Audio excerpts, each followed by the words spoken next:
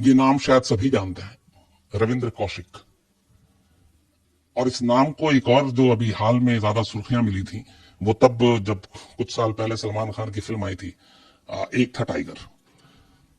Actually इस film का नाम और इस फिल्म की जो हालांकि कहानी अलग थी, प्लॉट अलग था, लेकिन इंस्पायर पूरा जो है, जो इस कहानी को लिखी गई थी और इसका खासतौर पर नाम, वो इसी रविंद्र कौशिक से प्रेरित था। क्योंकि रविंद्र कौशिक को ब्लैक टाइगर का खिताब मिला था, और यह खिताब किसी और ने नहीं बल्कि उस वक्त के प्रधानमंत्री इंदिरा गांधी ने दिया था। और वो क्यों दिया गया था ब्लैक टाइगर का खिताब, यह जब पूरी कहानी आप सुनेंगे समझेंगे तब आपको पता चलेगा। बट मैं रविंद्र कौशिक की कहानी सुनाऊं उससे पहले बहुत सारे लोगों के मन में एक सवाल हमेशा रहता है, और क्राइम तक के इसी प्लेटफॉर्म पे कई बार लोगों ने मुझसे पूछा भी है। तो मैं थोड़ा सा वो आपको डिटेल में बता दूं कि ये जासूसी दुनिया होती क्या है, और जासूस होते क्या, और इनको लेके सरकार के हमारे नजरिया क्या होता है। हर मुल्क की अपनी अपनी एजेंसियां होती हैं, अपने अपने जासूस होते हैं, और ये किसी से ढकी छुपी बात है नहीं। जैसे जो भी खुफिया एजेंसी किसी भी कंट्री की होती, चाहे वो सीआईए हो, केजीबी हो, MI6 हो, मुसाद हो, आईएसआई हो, रॉ हो, तो ये सारी खुफिया एजेंसियां अलग अलग कंट्री की, और ये लोग काम करते हैं जासूसी की दूसरे मुल्कों में जाकर। एक तो होते हैं जो इनके अपने जैसे डिपार्टमेंट के लोग होते हैं, और एक जो जासूस होता है, या जिसे कई बार अंडरकवर एजेंट भी बोलते हैं, वो करते तो काम है एजेंसी के लिए, लेकिन उसमें एक अजीब सी शर्त होती है कि अगर आप जासूसी करते हुए किसी दूसरे मुल्क में पकड़े गए तो फिर हम आपको डिसोन कर देंगे, हम आपको पहचानेंगे नहीं, हम आपको मतलब ज्यादातर मामलों में होता कि किसी तरह की आपको मदद नहीं करेंगे। तो एक तरह से उसकी जिंदगी जो है वो अजीब होती है एक जासूस की। और ऐसे कई केस हैं जिसमें पकड़े जाने के बाद गवर्नमेंट ने उसके लिए कुछ नहीं किया, उसकी रिहाई के लिए कुछ नहीं किया। और यही चीज रविंद्र कौशिक के साथ भी हुई, जिसे ब्लैक टाइगर तक का खिताब दिया था देश की प्राइम मिनिस्टर ने। उसका आखिरी वक्त कैसे गुजरा, उस क्या कुछ हुआ, तो ये एक अफसोसनाक कहानी है। लेकिन ये एक मतलब देशभक्ति की अगर मिसाल भी कहूं इस कहानी को तो भी गलत नहीं होगी, क्योंकि देशभक्ति का जिसके अंदर जज्बा होता है वही शायद ऐसे कदम उठाते हैं, आम आदमी के बस की बात नहीं है। और रविंद्र कौशिक को ये सारी सच्चाई मालूम थी, उसके बावजूद उसने देश की हिफाजत के लिए, देश के लिए अपनी कुर्बानी दी। रविंद्र कौशिक राजस्थान के श्रीगंगानगर इलाके का रहने वाला एक शख्स। बचपन से उसे थिएटर का बड़ा शौक था, एक्टिंग का बड़ा शौक था। जैसे जैसे बड़ा हुआ, फादर उसके एयरफोर्स में थे, घर में 4 भाई बहन, जिसमें वो दूसरे नंबर पर सबसे बड़ी बहन थी एक। और वो श्रीगंगानगर के ही कॉलेज से उसने फिर बीकॉम किया, और कॉलेज जाते जाते तब तक वो बहुत सारे थिएटर करता था, थिएटर का शौक था। और रविंद्र कौशिक की शक्ल जो है वो काफी स्मार्ट, और उस वक्त लोग कहते थे कि विनोद खन्ना है वो, विनोद खन्ना से शक्ल बहुत मिलती थी। तो थिएटर का ही शौक था, और थिएटर ही वो किया करता था। लेकिन थिएटर में भी ज्यादातर जो रोल जो प्ले करता था वो देशभक्ति के, कभी फौजी जवान के, कभी सिपाही के, इस तरह के रोल ज्यादा पसंद थे। तो देशभक्ति का जज्बा भी था घर में भी, एक चूंकि फादर एयरफोर्स में, तो सोच समझ कुछ वैसी ही थी, तो वो भी कुछ करना चाहता था देश के लिए, शुरू से ही उसके अंदर ये मिजाज था। कॉलेज पास जब ये बीकॉम कर चुका, उसी साल, ये बात है 1975 की, 1975 में एक प्ले था लखनऊ में, और लखनऊ में प्ले के दौरान जब वो प्ले कर रहा था तो उसमें एक भारतीय फौज का रोल प्ले कर रहा था। और उसको उस वक्त चीन के साथ हम जंग हारे थे, तो उसमें ये दिखाया गया था कि कैसे एक आर्मी का जवान चीनी फौज के कब्जे में आ जाता है, और चीनी फौज उससे राज उगलवाने के लिए उसे बुरी तरह टॉर्चर करती है, और वो पूरी तरह से टॉर्चर हो रहा है। और ये किरदार निभाया रविंद्र कौशिक ने, और बहुत खूबसूरती से निभाया। जब ये प्ले हो रहा था लखनऊ की जिस थिएटर हॉल में, वहां पर रॉ के कुछ एजेंट बैठे हुए थे, और कहते हैं कि जब श्रीगंगानगर में ये पढ़ाई कर रहा था और तब भी वहां पे प्ले होता था रविंद्र कौशिक, तब भी रॉ की नजर इसके ऊपर थी, क्योंकि एक्टिंग बहुत अच्छी करता था रविंद्र कौशिक। और रॉ की नजर थी। अच्छा, आमतौर पर जासूसी के लिए जो हमारी एजेंसी है वो वैसे लोगों को चुनती है प्रेफरेंस देती है जो बॉर्डर के आसपास रहते हो। श्रीगंगानगर भी बॉर्डर के पास है पाकिस्तान से इधर। तो ऐसे लोगों को और ऐसे नौजवान को जिनके अंदर राष्ट्रभक्ति का जज्बा हो, बॉर्डर के करीब हो, इन लोगों को ज्यादा इन पे नजर होती है। तो रॉ की नजर श्रीगंगानगर से ही थी, इस प्ले के जरिए और बाकी अपने उनके जो इन्फॉर्मर थे उसके जरिए। और रॉ को चाहिए भी था कि इस तरह का जो किरदार असली जिंदगी में असली किरदार निभा सके। तो लखनऊ में प्ले के दौरान में रॉ के कुछ लोगों से मुलाकात हुई।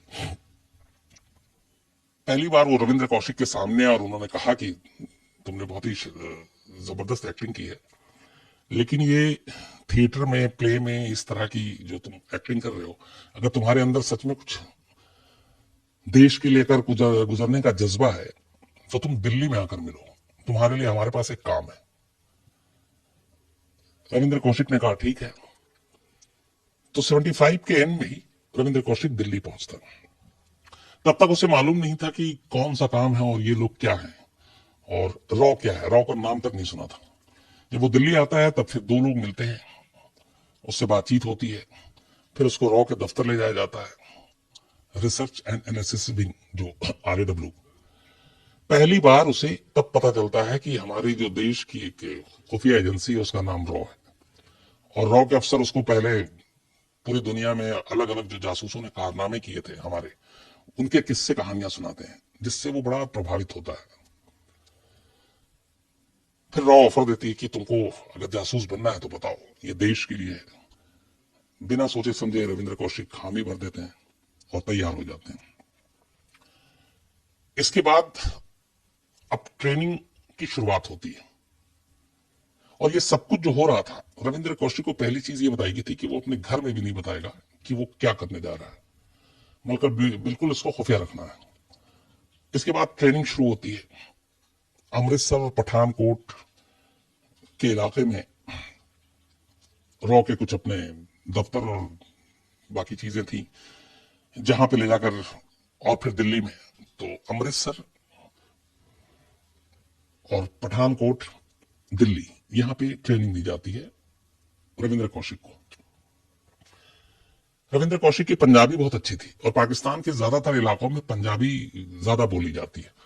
तो पहला हर्डल यहां पार हो गया था कि ये पंजाबी चूंकि बेहतर बोलता है तो वहां पे ज्यादा घुलने मिलने में मुश्किल नहीं आएगी।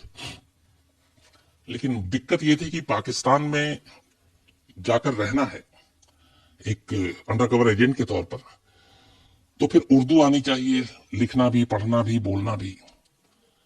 और वहां रहना है तो आपको फिर नाम, पहचान, सब कुछ बदलना होगा। तो फिर बाकायदा रविंद्र कौशिक को उर्दू की तालीम दी जाती है, अरबी, कुरान शरीफ, ये सब पढ़ाया जाता है। नमाज कैसे पढ़ते हैं, नमाज में क्या पढ़ते हैं, ये सिखाया जाता है। तो पहले चरण में, पहले फेज में ये बेसिक ट्रेनिंग दी जाती है कि एक पाकिस्तान में आम मुसलमान कैसे बोलता है, कैसे रहता है, कैसे खाता है, कैसे उठता बैठता है, कैसे नमाज पढ़ता है, कैसे कुरान शरीफ पढ़ता है, सलाम दुआ कैसे होता है, ये सारी बेसिक छोटी छोटी जानकारी। तो बाकायदा ये अरबी और कुरान और नमाज, इन सब की तालीम जो है वो रॉ की तरफ से मौलाना के जरिए दिलाई जाती है। इसी के साथ साथ दूसरे फेज में फिर उसे पाकिस्तान के नक्शे के बारे में जानकारी दी जाती है कि पाकिस्तान के शहर कौन कौन से हैं, वहां की जुबान कौन कौन सी है, वहां के नेता कौन कौन से हैं। तो बेसिक एक हिस्ट्री वो पाकिस्तान के बारे में बताया जाता है। देन इसके बाद जासूसी की जो बेसिक चीजें होती हैं, वो स्पाई, वो सिखाया जाता है। साथ में हथियार कौन कौन से कैसे होते हैं, हथियार की ट्रेनिंग दी जाती है। और आखिर में जो सबसे बड़ी चीज थी वो ये थी कि चूंकि रॉ ये मानकर चल रही थी कि रविंद्र कौशिक को पाकिस्तान में जाकर लंबे वक्त तक रहना है। और जो अंडर कवर एजेंट होते हैं, एक तरह से आप कई फिल्मों में आपने देखा होगा, एक स्लीपर सेल भी हम लोग कहते हैं। स्लीपर सेल का मतलब ये होता है वो कहीं पे आप उसको किसी शहर में या किसी मुल्क में भेज दो और वो वहां आम लोगों के बीच में घुल मिल के रहेगा, उन्हीं जैसा रहेगा। आम वो नौकरी भी करेगा, शादी भी करेगा, उसके बच्चे भी होंगे, और जब उसकी जरूरत होगी तब वो सपोर्ट करेगा, मदद करेगा, इन्फॉर्मेशन देगा। ये स्लीपर सेल का काम होता है। तो स्लीपर सेल जैसा ही मामला अपने अंडर कवर एजेंट का भी होता है। तो एक तो शॉर्ट टर्म होता है कि आपको किसी मिशन पे भेजा गया जासूसी के लिए, मिशन कंप्लीट, आप वापस आ गए। एक होता है लॉन्ग टर्म परमानेंट, आप स्पाई, आपको इस मुल्क एक मुल्क में भेज दिया गया, अब आपको वहीं रहना है और वहां रहकर आपको सारी इंफॉर्मेशन शेयर करनी है। तो रविंद्र कौशिक की अदाकारी की महारत को देखते हुए ये तय किया गया कि इसे लॉन्ग टर्म के लिए पाकिस्तान में रहना है और इसीलिए बाकायदा उसकी एक नई पहचान बनाई गई। उसे तमाम एक मुस्लिम रीति रिवाज, मुस्लिम रहन सहन क्या होता है, ये सारी ट्रेनिंग देने के बाद कंप्लीट हो गया। तो एक सिर्फ आखिरी चीज बची थी और कोई रिस्क नहीं लिया सकता था।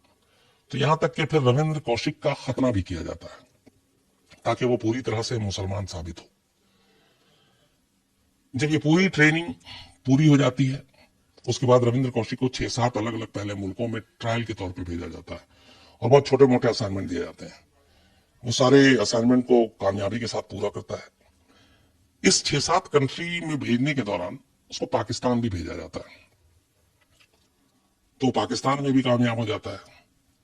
और जो ऐसी जगहों पे भेजा जाता है उसमें 2-3 चीजें थी। एक तो असाइनमेंट दिया गया, दूसरा आप अपना नेटवर्क बनाते हैं, आपकी जो खबरी है उनको पहचानते हैं और अपने लिए सोर्सेस तलाशते हैं। तो ये बेसिक काम जासूसी में होता है।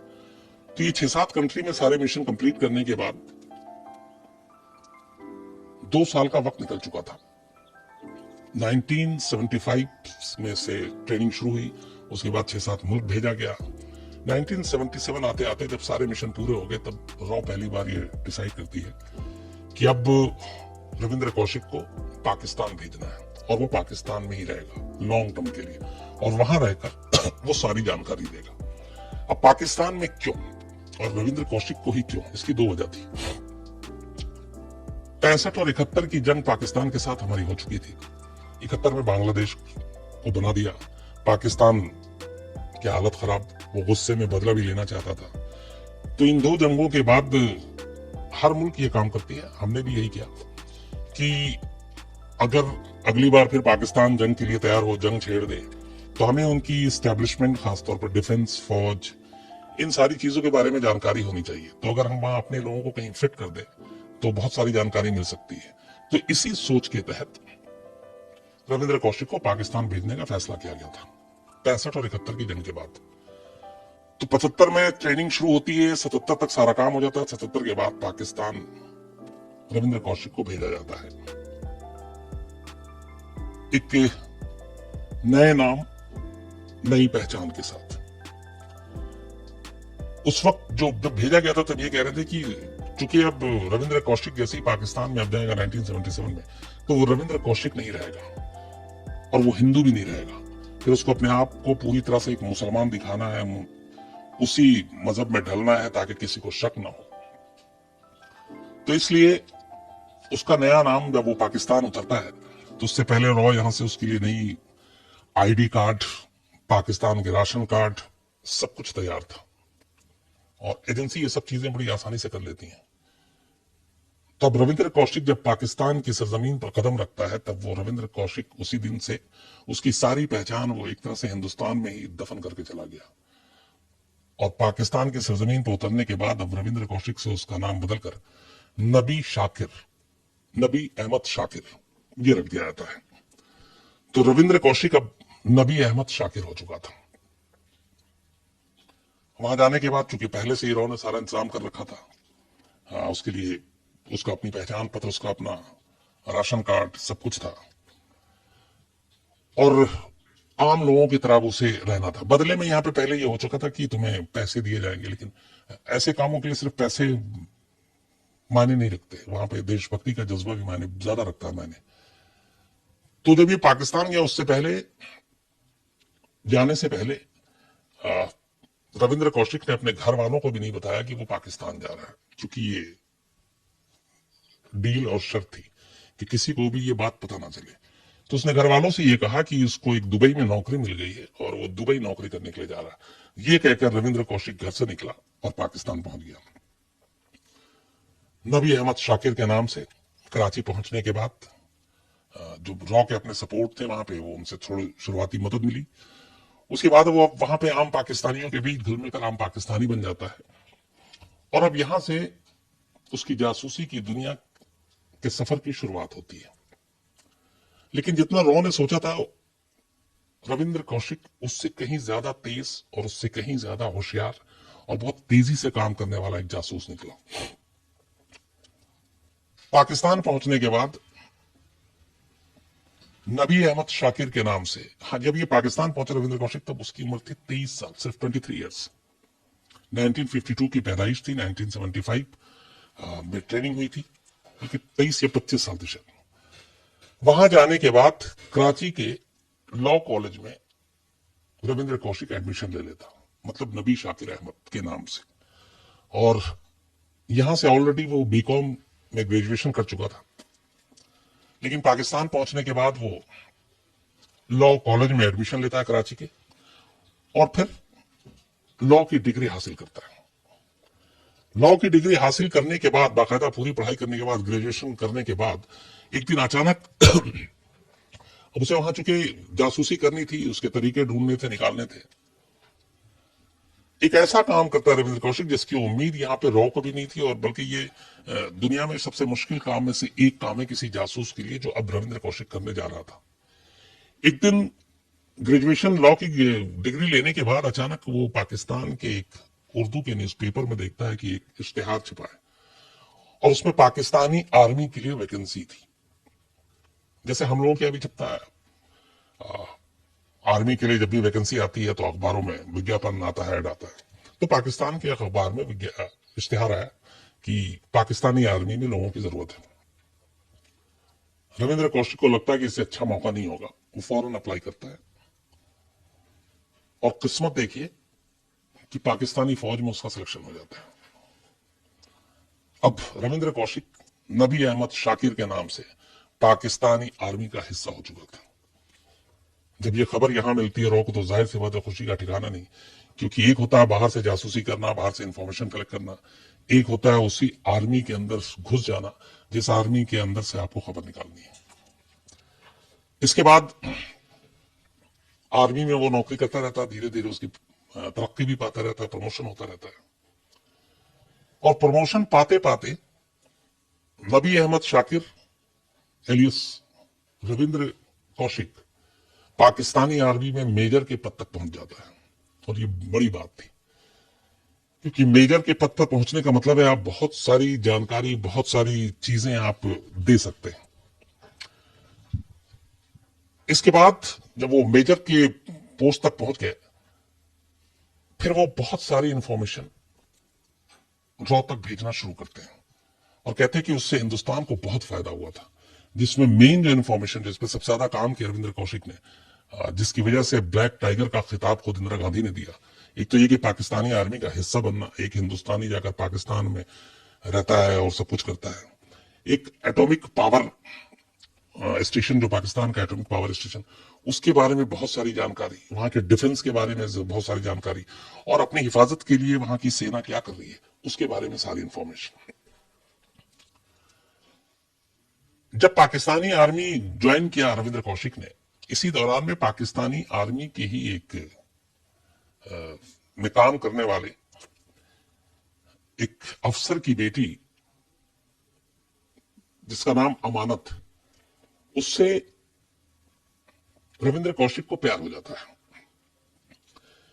अब जब लॉन्ग टर्म के लिए आप किसी मुल्क में जासूसी करने जाते हैं तो उसमें एक ये भी है, स्लीपर सेल या फिर जो अंडरकवर एजेंट है, कि आपको कोई आप पे शक न करे कि आप उस मुल्क के नहीं हैं या आप जासूस हैं। तो उसमें जो बेसिक चीजें बताई जाती है, उसमें बाकी नाम, पहचान, ये धर्म, ये सारी चीजें तो होती है। साथ साथ ये भी होता है कि अगर आप लोकल लड़की से शादी कर लें तो फिर और भी ज्यादा लोगों को शक करने का मौका नहीं मिलता, यकीन करते हैं। तो यहां पे ये था कि उल्टा रविंद्र कौशिक को प्यार हो गया, और उसने फिर रॉक तक ये मैसेज पहुंचाया कि अगर मैं शादी कर लेता हूं तो एक तो है कि लोगों को शक नहीं होगा, और दूसरा वो भी पाकिस्तानी आर्मी से जुड़े हुए जिसकी बेटी है। लेकिन एक सच ये भी था कि खुद रविंद्र कौशिक को उस लड़की से प्यार हो गया था, अमानत से, और वो शादी करना चाहता था, लेकिन बिना रॉ की परमिशन के शादी मुमकिन नहीं थी। इसलिए उसने बताया कि यहाँ पे लोगों का यकीन और दिल जीतने के लिए शादी करना जरूरी है। तो रॉ ने भी फिर कहा, जो कि ऐसा पहले भी कई केस में हो चुका था, तो रॉ ने हरी झंडी दे दी। इसके बाद बाकायदा रविंद्र कौशिक उर्फ नबी अहमद शाकिर ने अमानत से निकाह किया। इसके बाद इनका एक बेटा हुआ जिसका नाम अरीब रखा गया, और बीवी तक को पता नहीं था, मतलब अमानत तक को, कि रविंद्र का ये जो नबी अहमद शाकिर है, इसका असली नाम रविंद्र कौशिक है, ये हिंदुस्तानी है। जब उसने अपने घर तक नहीं बताया तो फिर वो कैसे बताता? तो बताया नहीं। इसी बीच में करीब 4-5 साल गुजर गए। पहली बार अब यहां पे इस घर में घर वाले परेशान थे। दुबई में बेटा बता कर गया नौकरी करने के लिए, लेकिन आ नहीं रहा मिलने के लिए। बीच बीच में खत जरूर आता था। 1981 में श्रीगंगानगर में रविंद्र कौशिक के छोटे भाई की शादी थी और उसे ये बात पता थी और वो उस भाई से बहुत प्यार करता था और वो चाहता था कि उस शादी में शामिल हो।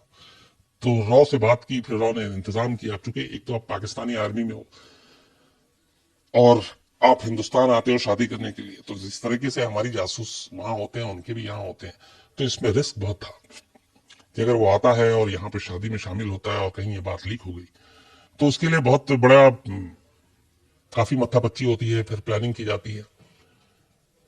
तो कहते हैं कि रविंद्र कौशिक उम्रा करने के नाम पे सऊदी अरब जाता है, फिर वहां से दुबई, और दुबई के रास्ते फिर अपनी रॉ जो है उसको चोरी छुपे हिंदुस्तान लेकर आती है।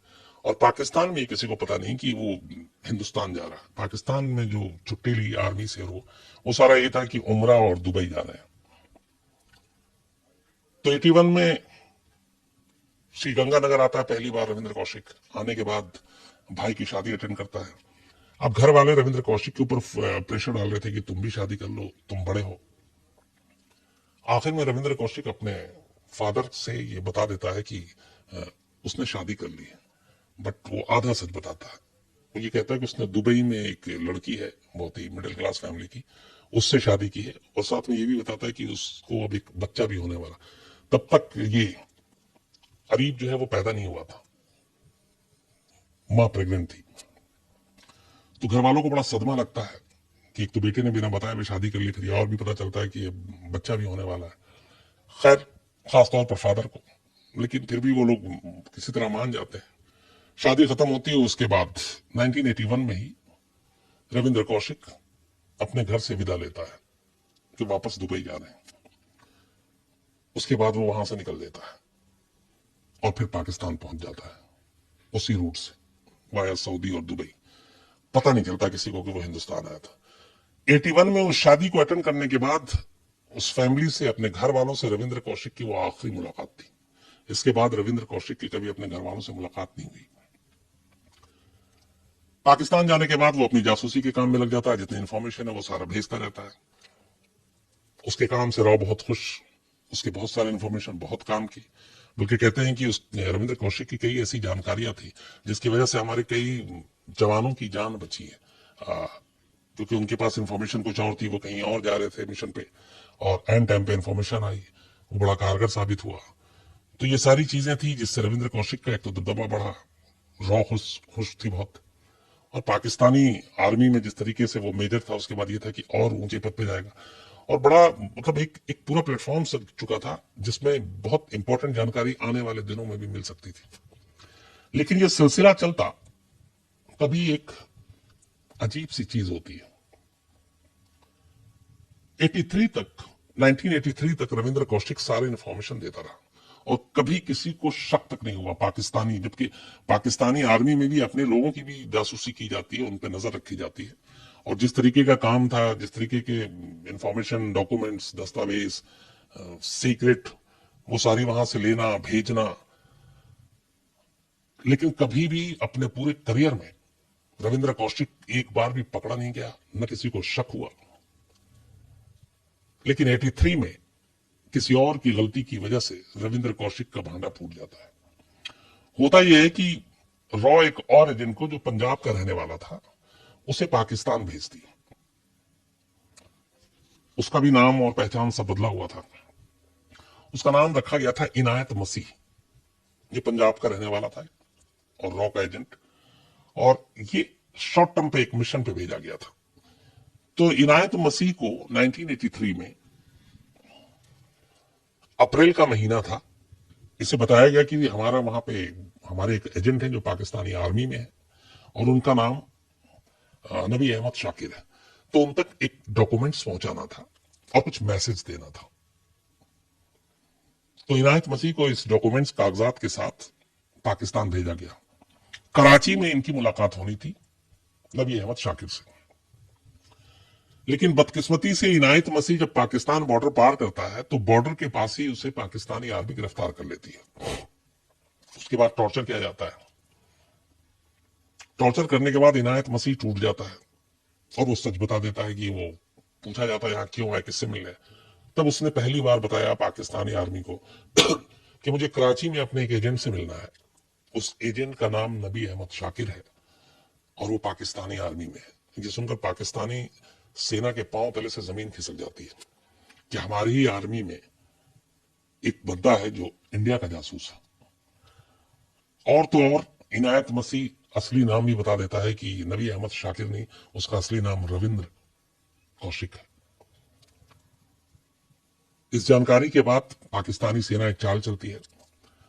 वो इनायत मसीह को अपने साथ ले जाकर कराची लेके पहुंचती है और उससे कहती है कि तुम्हारी जिस दिन मुलाकात फिक्स है, जो टाइम फिक्स है, तुम उस जगह जाओगे और ये डॉक्यूमेंट्स लेकर जाओगे। कराची के जिन्ना गार्डन में इन दोनों की मुलाकात फिक्स थी। फ्राइडे का दिन था, जुमा के दिन में गार्डन में भीड़ बहुत कम होती है। 1983 अप्रैल का महीना, सुबह करीब 7:30 बजे के आसपास इनायत मसीह जिन्ना गार्डन पहुंचता है कराची के। तय वक्त पर वहां नबी अहमद शाकिर गार्डन में पहुंचते हैं। दोनों एक बेंच पे बैठते हैं। इसके बाद जैसे ही और इस तरीके से बातचीत होती है कि जैसे दो सुबह सुबह जो वॉक करने आते हैं, टहलने आते हैं, वैसे लोग, अनजाने लोग। और वो उन्हें कागजात, एक डॉक्यूमेंट्स देता है। जैसे ये डॉक्यूमेंट्स का आदान प्रदान होता है, पहले से उस गार्डन में ही पाक आर्मी के लोग छुपे हुए थे। वो अचानक आते हैं और चारों तरफ से नबी अहमद शाकिर को घेर लेते हैं। इसके बाद उसे गिरफ्तार करके ले जाया जाता है। फिर जो जुल्म सितम का दौर शुरू होता है वो बेइंतहा। जासूसी की दुनिया में इस तरीके के जासूसों को खुलवाने के लिए, उनका जुबान खुलवाने के लिए बहुत सारी तकलीफें दी जाती हैं, जिनमें बर्फ की सिल्लियों पर लिटाना हो, इलेक्ट्रिक शॉक देना हो, आपके हाथ पैर बांध के इस तरह खड़ा करना हो एक एक हफ्ता तक कि आपको नींद तो आएगी लेकिन आप सो नहीं पाएंगे। आपको ऐसी अंधेरे जगहों पे रखना है कि आपको 10-10, 15-15 दिन ये पता नहीं चलेगा कि ये सुबह है या शाम है या दोपहर है, वक्त क्या हुआ है। भूखा रखना, प्यासे रखना, अजीब अजीब तरीके से टॉर्चर करना, ये सब कुछ किया गया नबी अहमद शाकिर उर्फ रविंद्र कौशिक। बल्कि अब नबी अहमद शाकिर का यहां से किरदार खत्म हो जाता है क्योंकि रविंद्र कौशिक की असलियत सामने आ चुकी थी। इस बीच जो अमानत पाकिस्तानी फौज की जो बेटी जिसके साथ शादी की, उसे भी पता चलता है, और पहली बार उसे पता चलता है कि जिसको वो अपना शौहर मानती है वो दरअसल एक हिंदुस्तानी है और वो भी एक हिंदू है। वो एक ही बार जेल में मिलने के लिए आती है सियालकोट के, अमानत, अपने बेटी को लेकर अदीब को। और उसके बाद, उस मुलाकात के बाद दोबारा जब तक रविंद्र कौशिक जिंदा पाकिस्तान की जेल में रहे, कभी दोबारा मिलने नहीं आई। और रविंद्र कौशिक ने अपने खत में लिखा भी था कि मेरी वजह से उसकी जिंदगी जो है वो हराम हो गई। और ये भी था कि जब ये पता चला कि एक रविंद्र कौशिक है और ये उसकी बीवी है, तो जाहिर सी बात है उस फैमिली के ऊपर भी जुल्म उठाए गए। तो रविंद्र कौशिक के लिए उसकी बीवी और बच्चों को भी, बेटे को भी पाकिस्तानी आर्मी ने काफी टॉर्चर किया था। इसके बाद खैर जुल्म सितम चलता रहा, लेकिन रविंद्र कौशिक से लगातार यही पूछताछ होती कि उसने क्या क्या इन्फॉर्मेशन लीक की है, क्या क्या अब तक भेजा है। लेकिन वो इतना जीदार, इतना बहादुर, उसे यही लग रहा था कि बस वो देश के लिए कर रहा है। उसने कभी अपनी जुबान नहीं खोली। सारे जुल्म से, सारे उसने टॉर्चर से, लेकिन कभी जिस तरीके से इनायत मसीह टूट गया फौरन और उसने इस रविंद्र कौशिक की सच्चाई बता दी। अगर इनायत मसीह ना जाता तो शायद रविंद्र कौशिक पता नहीं मतलब कभी पकड़ा नहीं गया और शायद आगे भी न पकड़ा जाता। लेकिन एक जासूस की गलती की वजह से दूसरा जासूस पकड़ा गया, लेकिन रविंद्र कौशिक ने अपनी कसम नहीं तोड़ी। उसने कभी भी अपनी जुबान से कुछ सच बोला नहीं, बेशक मार खाता रहा। इसके बाद उसे सियालकोट, कभी कोट लखपत राय जेल, कभी मियाँ वाली जेल, इन सब जगहों पे अलग अलग वक्त में रखा गया। फिर आर्मी कोर्ट में मुकदमा चला। मुकदमा चलने के बाद उसे फांसी की सजा सुनाई अदालत ने। इस बीच जब ये सब कुछ हो रहा था, तब रविंद्र कौशिक को लगातार ये उम्मीद थी कि भारत सरकार जो है उसे आजाद करा लेगी। उसकी एक वजह और भी है कि अक्सर दो मुल्कों के बीच में होता है कि जब जासूस पकड़े जाते हैं तो जासूसों की अदला बदली भी होती है कि ठीक है हमारे 3 जासूस मैंने पकड़े हुए, 3 पाकिस्तान ने, तो मैं आपके 3 पाकिस्तानी जासूस को छोड़ा, आप हमारे 3 हिंदुस्तानी को छोड़ दें। तो ऐसा पहले हुआ है, अब भी होता है। तो इस बात की पूरी उम्मीद थी, तो उसने किसी तरह से जेल से भी अपनी महारत दिखाते हुए रविंद्र कौशिक ने खत लिखे भारत सरकार को और अपने घर पे। इधर घर वालों को उसके बाद से, दुबई के बाद से, जो शादी के बाद गया, कोई आता पता कुछ था नहीं जब से गिरफ्तारी हुई। एक दिन अचानक इनलैंड लेटर तब हुआ करता था, वो नारंगी ब्लू कलर का, वो खत आता है घर पे श्रीगंगानगर में। वो खत रविंद्र कौशिक के फादर के हाथ में लगता है, वो पढ़ते हैं और उसमें पहली बार लिखा था कि वो पाकिस्तान की जेल में है और उसे फांसी की सजा हो गई है और वो भारत सरकार और मीडिया इन लोगों से बात करें, मेरी रिहाई मुमकिन है। लेकिन यह खत पढ़ने के बाद ही रविंद्र कौशिक के फादर की डेथ हो जाती है और ये बात घर में किसी और को पता ही नहीं चलती है, ना उनकी वाइफ को, ना बहनों को, ना भाई को। और वो खत थोड़ा मोड़ा उसी घर में पड़ा हुआ था और खत उर्दू में लिखा गया था और ये उर्दू उस घर में सिर्फ रविंद्र के फादर को आती थी। उनकी मौत के कुछ दिन के बाद अचानक घर के एक मेंबर की नजर उस इनलैंड लेटर पे पड़ती है, वो उठाते हैं, देखते हैं उर्दू में, तो फिर श्रीगंगानगर में ढूंढने जाता है, किसी उर्दू पढ़ने वाले को बुलाया जाता है और वो फिर पूरा खत का मजमून पढ़ता है। तब पता चलता है इन्हें कि रविंद्र कौशिक पाकिस्तान की सियालकोट जेल में है और उसे फांसी की सजा हुई। इसके बाद फैमिली वाले दिल्ली दौड़ते हैं। हाँ, उस वक्त में ये भी था कि दिल्ली में होम सेक्रेटरी से बात करें, ये लोग आते हैं, होम सेक्रेटरी हर जगह से मिलते हैं, लेकिन गवर्नमेंट जो है, भारत सरकार हमारी, रविंद्र कौशिक की किसी भी तरीके से मदद करने से इनकार कर देती है और अपना पल्ला झाड़ देती है। वो जो शुरुआत में थी कि जासूस की दुनिया वही है कि जब तक आप काम के हो तब तक काम के हो, आप पकड़े गए तो हमारा आपसे कोई लेना देना नहीं है। ये एक बहुत ही अजीब सी चीज है, लेकिन यही सच है। तो भारत सरकार कोई मदद नहीं करती, धीरे धीरे खत आता रहता है और उस खत में, एक खत में रविंद्र कौशिक ने यह तक लिखा था कि मुझे उम्मीद नहीं थी कि मेरे देशभक्ति का सिला मुझे ये मिलेगा। अगर मैं अमेरिका का एजेंट होता तो मुझे 3 दिन के अंदर अमेरिका छोड़ा कर ले जाता, लेकिन यहाँ पे मैं सालों से पड़ा हूं और मेरी सरकार मेरी कोई सुध नहीं ले रही। शायद मैं उनके किसी काम का नहीं हूं, लेकिन जो मैंने वादा किया था मैं तोड़ूंगा नहीं। मैंने आज तक कभी कोई राज उगले नहीं है, न बताऊंगा, चाहे जान दे दूं। इस बीच में जब सियालकोट जेल में रविंद्र कौशिक बंद थे, तभी 2 और जासूस पकड़ाए थे, एक करामत राही और एक गोपाल दास। जासूसी के इल्जाम में ये भी पकड़े गए थे। तो ये भी वहां पहुंचते हैं, तब इन्हें पता चलता है रविंद्र कौशिक के बारे में। और रविंद्र कौशिक की तब तक थोड़ी सी हालत खराब होने लगी थी, तबीयत खराब थी, टॉर्चर की वजह से अंधेरे में खाना नहीं मिलना, तो उन्हें टीबी की बीमारी हो गई, हर वक्त सांस फूलना, खांसना। तो कहते हैं कि इस जेल में ही मुलाकात हुई थी और करामत राही वो जासूस है जिसे रिहा कर दिया गया था बाद में। वो हिंदुस्तान लौटे और उन्होंने पूरी रविंद्र कौशिक के आखिरी वक्त की जेल की कहानी भी सुनाई है। तो रविंद्र कौशिक ने बाकायदा कुछ खत भी दिए और अपनी बीवी और बेटे के फोटो भी दिए थे करामत राही को कि अगर वो कभी हिंदुस्तान लौटे तो ये उनकी फैमिली को जरूर दे, ताकि अगर कभी बेटा हिंदुस्तान आए तो वो पहचान ले। तो करामत राही तो खैर नसीब वाले थे, हिंदुस्तान लौट आए जासूस अपने। लेकिन 16 साल तक, हाँ, इस बीच में फिर पाकिस्तानी कोर्ट में अपील हुई फांसी के खिलाफ, तो सुप्रीम कोर्ट ने इस फांसी की सजा को उम्र कैद में तब्दील कर दिया और 25 साल की उम्र कैद कर दी थी। और तब तक रविंद्र कौशिक अलग अलग जेलों में इधर से उधर रहे, हमेशा टॉर्चर किया गया, लेकिन लास्ट में खुद उनकी सेहत खराब हो गई। एक खत में उन्होंने अपने घर वालों से कहा था कि मुझे बहुत सांस लेने में प्रॉब्लम आ रही, मुझे टीबी हो गई और पाकिस्तान में टीबी की दवा नहीं है, तो आप दवा अगर भेज दे। घर वालों ने किसी तरह से यहां से दवा भी भिजवाया। पहली बार रविंद्र कौशिक को अपने फैमिली के बारे में भी पाकिस्तान के सियालकोट जेल में तब पता चला जब वहां पे एक रेडियो प्रोग्राम आया करता था पाकिस्तान में, मिट्टी की खुशबू करके ये शो हुआ करता था और ये शो जो है वो जेल के कैदियों को भी सुनाया जाता था। तो किसी तरीके से रविंद्र कौशिक ने यहाँ पे भी अपनी जासूसी का हुनर दिखाया और उन्होंने ये मैसेज बाहर तक भिजवाया कि एक बार कोई मेरी फैमिली का इस रेडियो के जरिए प्रोग्राम में आए और अपनी जानकारी दे। तो ये फिर तब उस प्रोग्राम के जरिए पता चला था कि रविंद्र के को पहली बार पता चला कि उनके फादर की डेथ हो गई है, फैमिली अब जो है उसकी हालत बिगड़ गई है और पूरी फैमिली श्री गंगानगर से जयपुर शिफ्ट कर गई है। तो ये सारी चीजें पता चली।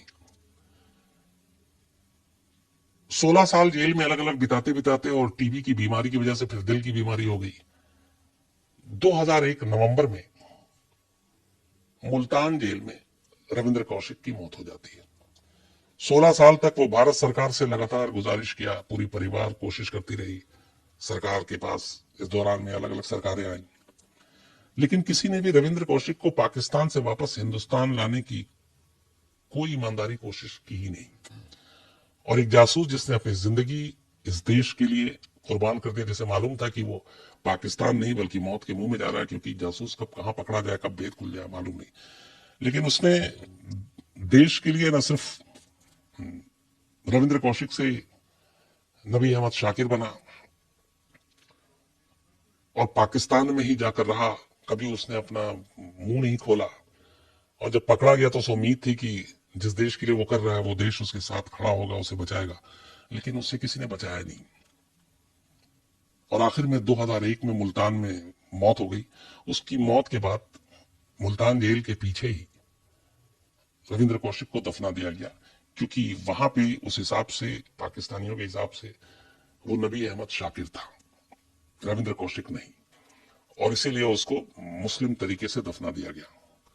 मरने से 3 दिन पहले आखिरी खत रविंद्र कौशिक ने अपने घर वालों के लिए लिखा था, और वो खत उन्हें मिला भी, और उस खत में शिकायत यही थी कि जिस देश के लिए मैंने इतना कुछ किया उस देश के शायद मैं किसी काम का नहीं हूं, इसीलिए उन सब ने मुझे छोड़ दिया। और रविंद्र कौशिक वापस जिंदगी में कभी जिस जमीन की हिफाजत के लिए वो दूसरे मुल्क गया, उस जमीन की मिट्टी भी उसे नसीब नहीं हुई और उसे पाकिस्तान की सरजमीन में ही दफन होना पड़ा। कहते हैं कि जासूसी की दुनिया में, खासतौर पर हमारे हिंदुस्तान में, उससे ज्यादा, उससे दिलेर, उससे ज्यादा ज़हीन दूसरी कोई मिसाल नहीं मिलती, जो दुश्मन मुल्क में घुसकर दुश्मन की सेना में घुस जाए और बाकायदा वहां नौकरी करे, मेजर तक बन जाए। लेकिन ऐसे महान, ऐसे बहादुर जासूस का ऐसा अंजाम ये सवाल खड़े करता है कि क्या हम लोग उसके लिए कुछ कर नहीं सकते थे? क्या सरकार कुछ कर नहीं सकती थी? ऐसे बहुत सारे पाकिस्तानी जासूस भी थे, यहाँ पे अदला बदली हो सकती थी, बातें हो सकती थी, शर्तें हो सकती थी, लेकिन ये चीजें नहीं हुई। और वो जो है उसको हिंदुस्तान की मिट्टी तक नसीब नहीं हुई। उसके फैमिली के लोग आज भी हैं, आज भी उनकी शिकायत सरकार से है कि अगर सरकार चाहती तो रविंद्र कौशिक हिंदुस्तान लौट सकता था, लेकिन ऐसा हुआ नहीं। हाँ, एक था टाइगर और टाइगर जिंदा है जैसी फिल्में बनाकर रविंद्र कौशिक को दोबारा इस देश ने जरूर याद किया, लेकिन ऐसी याद का क्या मतलब? ये